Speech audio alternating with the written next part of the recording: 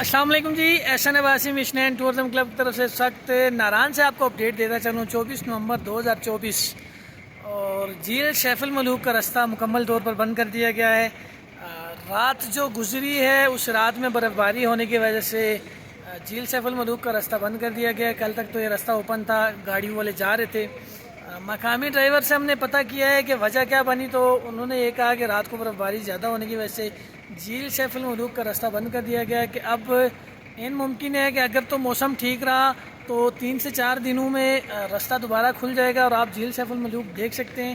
لیکن اگر موسم کی خرابی کی وجہ سے زیادہ برف باری دوبارہ ہو گئی تو جھیل سیف الملوک کے ساتھ ساتھ ناران بھی بند ہو جائے گا۔ ناران کی اپڈیٹ میں آپ کو دیتا چلوں تو ناران اس وقت تقریباً 80 سے 85% لوگ یہاں سے اپنے تمام کاروباری مراکز بند کر کے یہاں سے ہجرت کر چکے ہیں۔ 10 سے 15% جو مقامی لوگ ہیں وہ بھی یہ فرما رہے ہیں کہ ہم بھی جیسے ہی کوئی اگلی برف باری ہوتی ہے تو ہم بھی یہاں سے ہجرت کر جائیں گے۔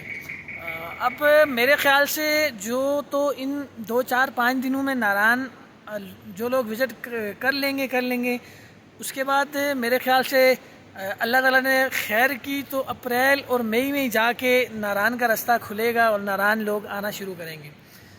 باقی کسی بھی قسم کی اپڈیٹ آپ کو چاہیے ہو ناردرن ایریاز کے حوالے سے، مری کے حوالے سے، مری کے علاوہ کشمیر کے حوالے سے، تو آپ ہم سے رابطہ کر سکتے ہیں اور ہماری سروسز آپ ضرور ایک بار آزما کر دیکھیں۔